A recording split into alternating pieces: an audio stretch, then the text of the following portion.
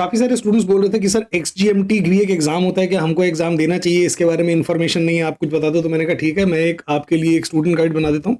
तो सबसे पहले एक्सजीएमटी क्या होता है? XGMT is an exam that is conducted by XIMB. Basically XAT में जो सेकंड बेस्ट कॉलेज आता है आपका, that is XIM, Xavier Institute of Management, जो कि भुवनेश्वर में है। ये अपना अलग से एक एग्ज़ाम कराता है सिर्फ और सिर्फ एक्सआईएमबी के लिए। सो बेसिकली ये जो एक्सजीएमटी का स्कोर है, ये किसके लिए वैलिड होता है? सिर्फ एक्सआईएमबी के लिए। So that brings us to the elephant in the room कि सर क्या मुझे एक्सजीएमटी देना चाहिए, गिवन दैट कि ये सिर्फ एक्सआईएमबी के लिए वैलिड है? Well that depends. क्या आप एक्सआईएमबी को टारगेट कर रहे हो? आप यूं सोचो कि क्या अगर आपका एक्सआईएमबी में सिलेक्शन हो गया और एक्सआईएमबी से किसी बेटर बी स्कूल में नहीं हुआ, तो क्या आप ये बी स्कूल ज्वाइन करोगे? अगर हाँ, तो आपको definitely absolutely no doubt that XIMB is a very worthy B school. Why do I say that? क्योंकि काफी सारे मेरे 99 परसेंटाइलर स्टूडेंट्स हैं जिन्होंने अल्टीमेटली एक्सआईएमबी में एडमिशन लिया। आप में से कोई ये भी बोलेगा क्या बात कर रहे हो सर, 99 परसेंटाइल लाके आपके स्टूडेंट ने एक्सआईएमबी क्यों ज्वाइन किया? ठीक है, क्योंकि इससे बेटर कन्वर्ट नहीं हुआ कोई, but the point is that even some of the students who have scored 99 percentile trust XIMB with their future. तो बिल्कुल जाने लायक बी स्कूल है। सो टॉकिंग अबाउट एलिजिबिलिटी, कम से कम 3 साल का वर्क एक्सपीरियंस आपको चाहिए विद मिनिमम 55% मार्क्स। तो नो दैट यहाँ पे ग्रेजुएशन एलिजिबिलिटी 55% है, 50% नहीं है। तो अगर आपके 55% से कम है, यू आर नॉट एलिजिबल, मत भरिए। अगर आप फाइनल ईयर में हैं तो ऑफकोर्स आप अप्लाई कर सकते हैं, जस्ट एज कैट में आप अप्लाई कर सकते हैं, even if you are a final year student. कौन कौन से प्रोग्राम्स में अप्लाई करना है, तो मैंने इस पर एक अलग से वीडियो भी बनाई है, ज़रूर देखिए ताकि आपको प्रोग्राम्स की समझ मिले। अगर आपको अपनी स्पेशलाइजेशन को लेकर क्लैरिटी नहीं है तो BM is the program for you. Anyway, BM is the program जिसके लिए आप सब लोगों को अप्लाई करना चाहिए। अपार्ट फ्रॉम दैट, अब डिपेंड करता है कि आपको लेकर कितनी क्लैरिटी है। अगर आप में से किसी को क्लैरिटी है कि मुझे एचआर में एमबीए करनी है, तो एचआर एमबीए अप्लाई कर दीजिए। अगर किसी को क्लैरिटी है कि मुझे फाइनेंस में एमबीए करनी है या मैं फाइनेंस का ऑप्शन ओपन रखना चाहता हूँ, तो आप ये वाला ऑप्शन भी पिक कर सकते हैं, masters of management studies business finance. Rural management बाकी सारे के सारे ऑप्शनल हैं, और जितने भी प्रोग्राम हैं। तो रूरल मैनेजमेंट अगर किसी को क्लैरिटी है कि मुझे रूरल मैनेजमेंट करनी है तो फिल करिए, वरना मत करिए। अर्बन मैनेजमेंट गवर्नेंस मैं बोलूँगा कि मत ही करिए। सिमिलरली सस्टेनेबल मैनेजमेंट और ये पब्लिक पॉलिसी मैनेजमेंट, ये सारी नीश स्पेशलाइजेशंस हैं। These are meant only for people जिनको एब्सोल्यूट क्लैरिटी है कि मुझे अपनी लाइफ में आगे क्या करना है और जो मुझे करना है उसमें ये उसकी रिक्वायरमेंट है।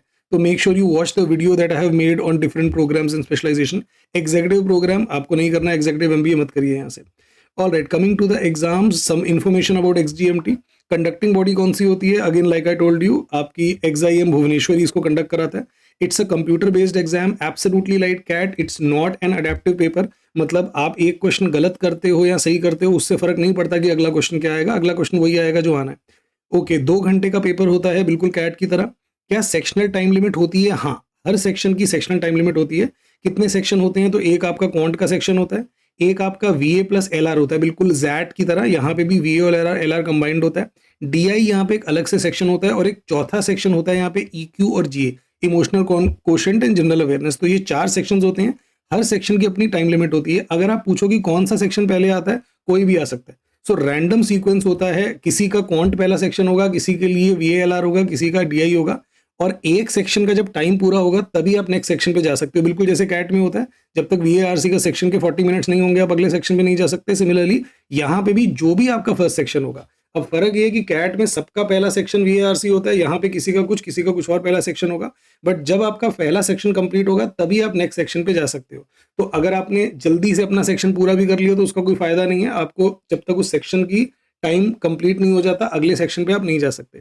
कैट की तरह यहाँ पे भी +3 और -1 की मार्किंग स्कीम होती है। These are the various centres, exam centres जिनका ऑप्शन है आपके पास। तो अगेन मेजर सिटीज इन्होंने ले ली हैं सिर्फ, और उसमें भी साउथ में ऑप्शन थोड़े कम है।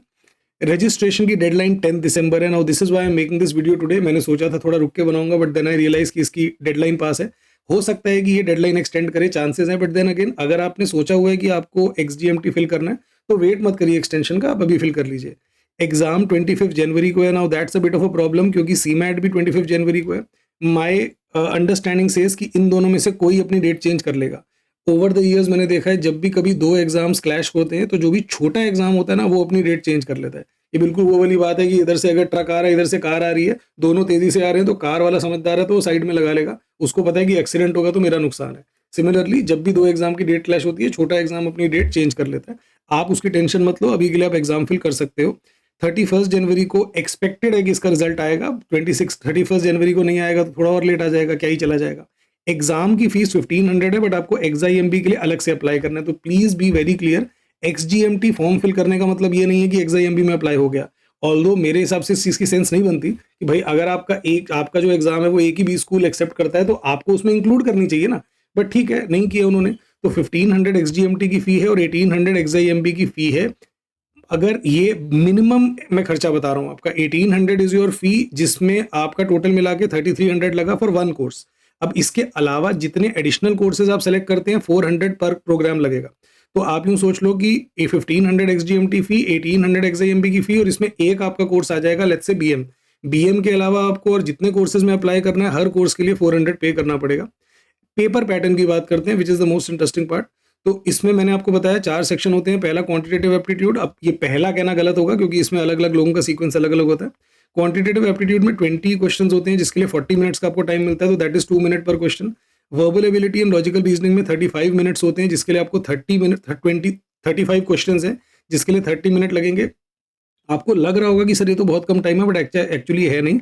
इसमें एनमैट स्नैप टाइप की VARC आती है। पर question 1 minute is more than sufficient. यहाँ पे तो आपको 1 मिनट से थोड़ा कम मिल रहा है, तो टाइम की कमी नहीं पड़ेगी आपको। डेटा इंटरप्रिटेशन में 15 क्वेश्चन के लिए 30 मिनट है, तो अगेन 2 मिनट पर question which is absolutely sufficient. और लास्ट का जो सेक्शन है emotional quotient and general awareness, उसमें 40 क्वेश्चन है 20 मिनट के लिए। अगेन आपको दिखने में टाइम कम लग रहा होगा, बट अंडरस्टैंड छोटे छोटे क्वेश्चन होते हैं, ज्यादा टाइम लगता नहीं है। All in all you have 90 questions in 120 minute, so on an average you have 1.5 minute पर क्वेश्चन। बट इसको ऐसे देखना ठीक नहीं है क्योंकि आपको ये 40 क्वेश्चंस हटा के देखना चाहिए, क्योंकि ये जनरल अवेयरनेस और इमोशनल क्वेश्चन के क्वेश्चंस हैं, इनमें ज्यादा टाइम नहीं लगता। तो आप इसको यूं देखो कि यू हैव 50 क्वेश्चंस और इन 50 क्वेश्चंस के लिए आपके पास 100 मिनट्स हैं, तो it's actually comes to 2 minute पर क्वेश्चन। अगर आप डिफिकल्टी लेवल की बात करो तो लार्जली एनमैट वाला डिफिकल्टी लेवल होता है। क्वांट कभी कभी एनमैट से थोड़ी मुश्किल हो सकती है, बट लार्जली एनमैट का डिफिकल्टी लेवल है। मैं आपको सैंपल पेपर भी एक दिखा सकता हूँ which has been released by XIMB itself. तो ये देखो, ये आपके क्वांटिटेटिव एप्टीट्यूड के क्वेश्चन है। तो कैसे सिंपल ही क्वेश्चन है कि what is the approximate percentage of students qualified with respect to those who appeared. तो ये आपको इसके लिए टेबल देखना पड़ेगा। तो कोई बोल सकता है कि सर ये तो DI का क्वेश्चन हो गया। अगला क्वेश्चन देखो, sum of ages of 6 children born at an interval of इतना इज इतना, तो बताओ यंगेस्ट कितना है। सिंपल वर्क एंड टाइम के क्वेश्चंस हैं। आप कॉर्पोरेशन वर्ड को कितने तरीके से अरेंज कर सकते हो, PNC के क्वेश्चंस हैं। अगर आप VALR देखो तो इसमें सेंटेंस करेक्शन, जो आजकल हम ग्रामर के क्वेश्चंस प्रैक्टिस भी कर रहे हैं वीकेंड पे, एक सेंटेंस है जिसका कुछ पार्ट अंडरलाइंड है, आपको बताना है कि अंडरलाइन पार्ट को सही तरीके से कैसे बोलोगे। अगेन एक और लॉजिकल अरेंजमेंट पूछ रहा है वो आपसे कि इसको कैसे अरेंज करोगे। अब ये लॉजिकल अरेंजमेंट कैसे आ गया VARC में, क्योंकि ये VARC नहीं है, VALR है। रिमेंबर, जैट की तरह यहाँ पे भी VARC और LR साथ में है। डेटा इंटरप्रिटेशन, आपको एक पाई चार्ट दिया हुआ है, उससे रिलेटेड आपसे क्वेश्चन पूछे जा रहे हैं। Now let's come to emotional quotient and general awareness. तो जनरल अवेयरनेस क्या होती है वो तो आप लोगों को पता है। जनरल अवेयरनेस ये होती है कि टोक्यो ओलंपिक्स कहाँ पे हुआ था, ब्लू रेवोल्यूशन किस चीज़ से एसोसिएटेड है, कोविशील्ड कौन सी कंपनी ने बनाई थी। इमोशनल क्वोशिएंट बेसिकली क्या होता है, जो हम डिसीजन मेकिंग सीख रहे हैं ना जैट के लिए, उसी डिसीजन मेकिंग का छोटा भाई है। मतलब आप यूं समझ लो, डिसीजन मेकिंग में एक पैराग्राफ होता है, उस पे बेस पे क्वेश्चन होता है। यहाँ पे एक सिंपल सा सेंटेंस होता है कि as a member of a project आपको पता लगा कि कुछ गलत हो रहा है, मेल प्रैक्टिस हो रही है, मैनेजर इंचार्ज भी उसका पार्ट है, आप क्या करोगे। तो आप सोच के देखो, be a part of the system, उससे फायदा उठा लो। नहीं तो ये तो एथिक्स को वायलेट कर दिया ना आपने। तो exactly the decision making that I am teaching for that, exactly वही डिसीजन मेकिंग है, बस उसी के बहुत छोटे छोटे क्वेश्चन होते हैं। तो that is what you have in through out your XGMT paper. Okay, all right. Finally इसकी कट ऑफ कितनी जाती है, तो यार इसकी कट ऑफ के लिए आप कितनी कट ऑफ जाएगी, कितनी परसेंटाइल आपको चाहिए इसमें, वो 3 फैक्टर्स पे डिपेंड करता है। ए, आपके पास उड़ीसा का डोमिसाइल है कि नहीं है, दूसरा आप इंजीनियर हो या नहीं हो, तीसरा आप लड़का हो या लड़की हो। तो ये 3 फैक्टर्स पे डिपेंड करेगा। तो लोएस्ट किसके लिए जाएगी, जो उड़ीसा का डोमिसाइल भी हो, जो नॉन इंजीनियर हो और जो लड़की हो। तो ये देखो, Orissa domicile, non engineer, female. So this is the category जिनको सबसे कम चाहिए, विच इज 87। सबसे ज्यादा किसको चाहिए, जिसके पास उड़ीसा का डोमिसाइल भी नहीं है, जो इंजीनियर भी है और लड़का भी है। मतलब सारे पाप तो कर ही दिए आपने, एक तो लड़का पैदा हुए, फिर इंजीनियरिंग भी करी, फिर उड़ीसा का डोमिसाइल भी नहीं है, तो तुमको तो सजा मिलेगी, क्यों नहीं मिलेगी। तो नॉन उड़ीसा इंजीनियरिंग मेल, इनको हाईएस्ट चाहिए होता है 92। But the good thing is that you would see that there is not a very wide gap. तो उतना ज्यादा फर्क नहीं पड़ेगा, हाँ थोड़ा तो फर्क पड़ ही जाता है। So this is the cut off, और this is the cut off with regard to the BM program. तो इसमें मैंने सिर्फ BM इंक्लूड किया। ऑफकोर्स अलग अलग प्रोग्राम्स की कट ऑफ कम होगी और इससे तो कम ही होगी बाकी सारे की कट ऑफ। फाइनली कोई भी अगर आपके पास क्वेश्चंस हैं तो आप हमसे कमेंट्स में पूछ सकते हैं, we would be happy to answer. आपको जल्दी से बताता चलूं कि हम कैट 2026 के लिए अपना एकलव्य बैच और एकलव्य प्रो बैच लॉन्च कर रहे हैं। तो if you are preparing for CAT 26, this is the time for you. आप हमको ज्वाइन कर सकते हैं। These are the various features. 15 दिसंबर से हमारा कोर्स स्टार्ट हो रहा है। You can contact our sales team और इन फीचर्स को कंपेयर करोगे तो आप पाओगे कि पूरी मार्केट में इतनी ज़बरदस्त क्वालिटी इस प्राइस पे कोई ऑफर नहीं कर रहा। हमारा जैट 2026 का बैच भी चल रहा है। अगर आप जैट के लिए प्रिपेयर करना चाहें तो सारी की सारी थ्योरी और कॉन्सेप्ट्स आपको रिकॉर्डेड फॉर्म में मिलेगा। लाइव सेशंस होंगे प्रैक्टिस पीवाईक्यू और स्ट्रैटेजी के। डिसीजन मेकिंग पूरी की पूरी मैं पढ़ा रहा हूँ आपको, और आपको करियर लॉन्चर के 5 मॉक टेस्ट देंगे with video solution. All this only for 2499, मतलब high quality eight reasonable price. ये फंडा है अपना। हमारा ये बैच ऑलरेडी शुरू हो चुका है, 3 दिसंबर से आप ज्वाइन कर सकते हैं। अगर आप सिर्फ डिसीजन मेकिंग पढ़ना चाहो मुझसे तो you can join that as well, only for 999। आपके लिए हम quality content, quality material time time पे लाते रहते हैं। ये जो सैम्पल पेपर है ये भी मैं अपने टेलीग्राम चैनल पे डाल दूंगा, आप अगर देखना चाहें। इसके अलावा भी summary, para jumble, odd one out, RC, decision making, बहुत सारा मटेरियल हम शेयर करते रहते हैं। मेरी वीकेंड पे प्रैक्टिस सेशंस भी होते हैं। अगर आप ज्वाइन करना चाहें तो grammar and vocabulary practice session Saturday and Sunday 10:30 PM on YT। तो ज्वाइन करिए इन फ्री सेशंस के लिए और इसका फ़ायदा उठाइए। फाइनली, अगर आपका कोई भी, जैसे मैंने बोला, कोई कमेंट है, कुछ पूछना चाहते हैं about XGMT, about XIMP, comment में कर दीजिए। अगर आप कैट 26 एस्पिरेंट हैं तो हमने गूगल फॉर्म डिस्क्रिप्शन में डाल देंगे आपके लिए।